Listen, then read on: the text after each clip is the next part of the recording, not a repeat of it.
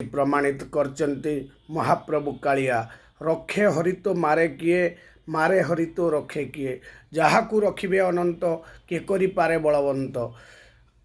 गतकाली श्रीमंदिर सामनारे राजस्थान जड़े भक्त तांको स्त्री तांकर गोटे छोट पिला को धरिकी राजस्थान आसिक श्रीगुंडीचा मंदिर आगड़े धारणा देते। से राजस्थान भक्त सबुआड़े असुविधार सम्मुखीन हो शेष महाप्रभु पाखे आश्रय नेले। वर्षक तले पिलाटी को फिट्स मारिथिला। से वर्ष सारा तापर से कुमा को भी पिलाटी पलैथिला।